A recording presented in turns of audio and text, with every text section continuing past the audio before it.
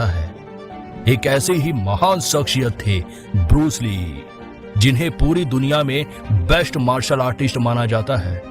कहा जाता है कि जब वे शूट करते थे तो उनके एक्शन सीन को 32 फ्रेम पर सेकंड की स्पीड पर स्लो मोशन में दिखाया जाता था, क्योंकि उनकी रियल स्पीड आंखों से देख पाना संभव नहीं था।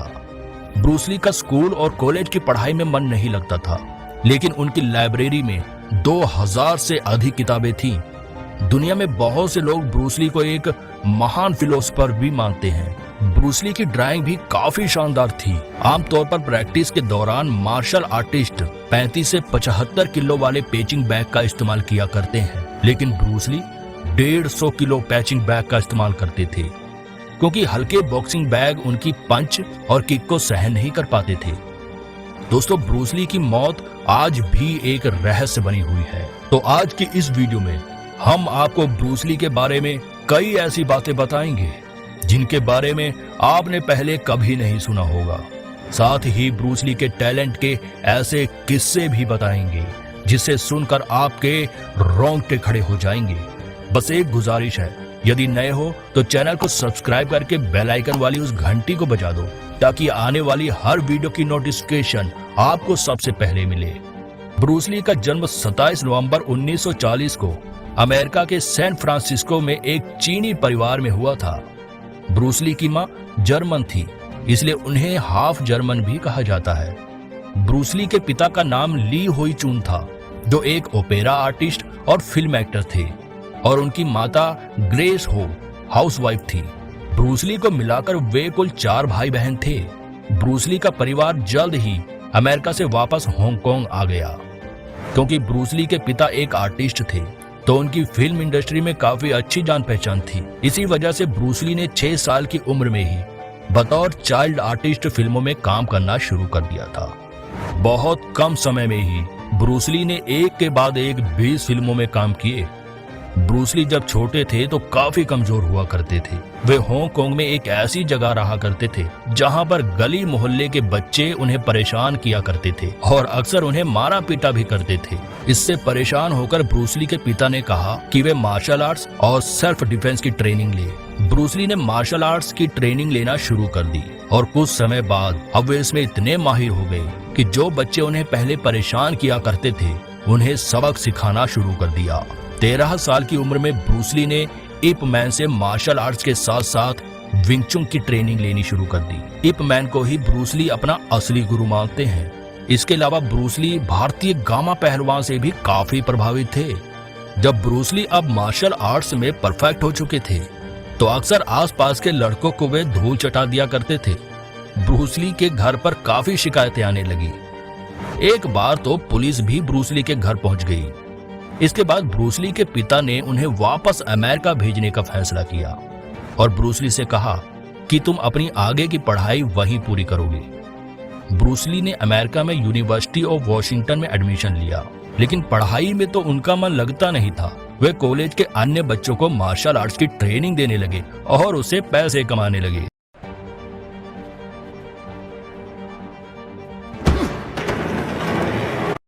एक पंच 148 किलो की फोर्स जनरेट करने में सक्षम था। अब ब्रूस ली का पंच कितना घातक होगा, इस बात का अंदाजा आप ऐसे लगा सकते हैं कि यदि कोई गाड़ी 48 किलोमीटर प्रति घंटे की रफ्तार से किसी व्यक्ति को टक्कर मारती है और वहीं दूसरी तरफ अगर ब्रूस ली अपने पंच से वार करते हैं, तो ऐसे में ब्रूस ली का पंच व्यक्ति को ज्यादा गहरा घाव पहुंचाएगा। ब्रूस ली के हाथों में इतनी ताकत थी कि वे यदि किसी पर मात्र 3 इंच दूरी से हमला करते तो वह 9 से 10 फीट दूरी पर जाकर गिरता था, और अपनी फुल पावर से तो वह 20 मीटर दूर तक व्यक्ति को फेंकने की क्षमता रखते थे। एक 5 फुट 8 इंच वाले हाइट और 60 से 62 किलो के व्यक्ति में इतनी ताकत कैसे आई, इस बात से हर कोई हैरान रह जाता था। जैकी चैन भी ब्रूस ली से काफी ज्यादा इंस्पायर्ड है और उन्हें अपना आदर्श 48 किलो की फोर्स जनरेट करने में सक्षम था।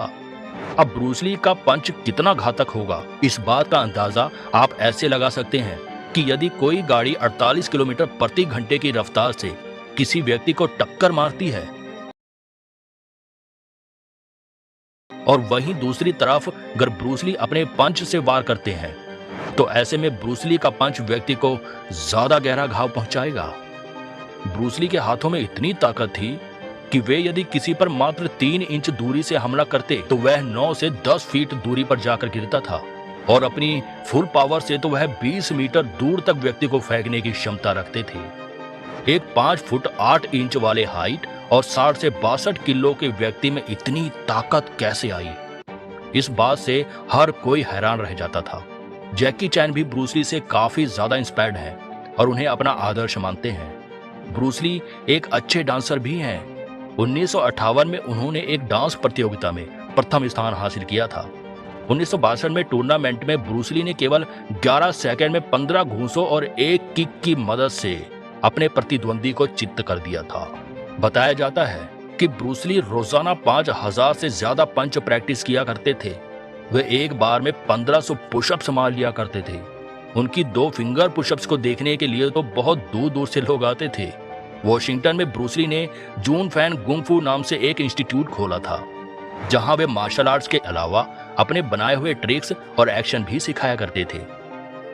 मार्शल आर्ट की दुनिया में ब्रूस ली को अब एक बड़ी पहचान मिल गई थी, लेकिन हॉलीवुड में अभी उनके नाम का डंका बजना बाकी था। सन 1964 में ब्रूस ली ने एक टीवी सीरीज में काम किया जिसका नाम था द ग्रीन हॉर्नेट। यह सीरियल काफी हिट भी हुआ, लेकिन ब्रूस ली का असली फिल्म करियर 1969 में शुरू हुआ था। कुछ फिल्मों में उन्होंने काम किया और लोगों को वह काफी पसंद भी आई, लेकिन उन्हें असली और कोरियोग्राफर भी बन गए थे।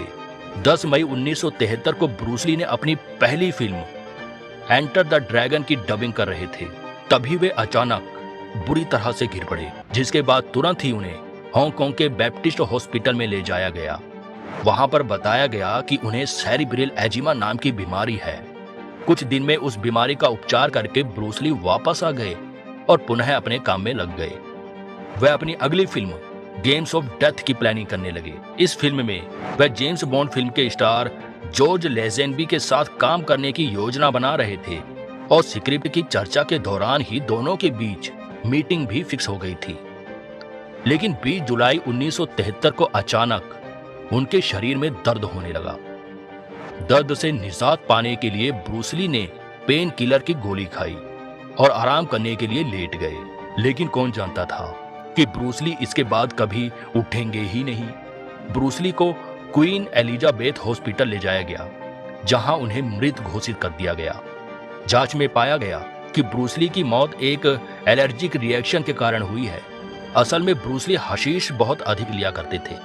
ये एक प्रकार की ड्रग्स होती है जो पहले के समय में लीगल हुआ करती थी।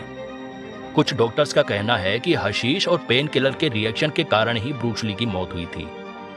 इसके अलावा ब्रूस ली ने अपने आर्म पिट की सर्जरी कराई थी, जिससे कि उन्हें पसीना ना आए, जबकि पसीना हमारे शरीर में मौजूद टॉक्सिन कंपोनेंट्स को बाहर निकालने का काम करता है। अगर ये बॉडी से बाहर न निकले तो ये जानलेवा हो सकता है। इन सब के साथ ही एक थ्योरी ये भी है कि ब्रूस ली और उनके परिवार पर किसी ने जादू टोना कर रखा था। ऐसा इसलिए भी कहा जाता है क्योंकि ब्रूस ली के बेटे ब्रेंडन ली की मौत 1964 में मात्र 28 साल की उम्र में हो गई थी। ब्रूस ली की मौत के बाद उनकी गेम ऑफ डेथ और ड्रैगन द ब्रूस ली जैसी कई फिल्में रिलीज हुई। इसके अलावा उनके नाम का इस्तेमाल करके कई डुप्लीकेट फिल्में भी बनाई गई, जिसके जरिए फिल्म मेकर्स ने काफी मोटी कमाई की। ब्रूस ली की मौत के बाद हांगकांग की सरकार ने जांच के लिए एक आयोग का गठन भी किया, लेकिन उनकी मौत की गुत्थी आज तक सुलझ नहीं पाई है। ब्रूस ली की पत्नी लिंडा ली ने बाद में उनके जीवन पर आधारित एक किताब लिखी थी, जिसका टाइटल उन्होंने the only man I knew दिया था। टाइम्स मैगजीन द्वारा ब्रूस ली को 20वीं शताब्दी के 100 सबसे प्रभावशाली व्यक्तियों की सूची में भी शामिल किया गया था। साल 2013 में अमेरिका के चाइना टाउन में ब्रूस ली की एक प्रतिमा भी लगाई गई थी। तो दोस्तों, ये थी ब्रूस ली के जीवन की पूरी कहानी कि कैसे एक दिग्गज का जन्म हुआ और कैसे अपनी मेहनत और टैलेंट के बल पर कम उम्र में ही बड़े से बड़े मुकाम को प्राप्त कर 32 साल की युवा उम्र में ही दुनिया को अलविदा कहकर चला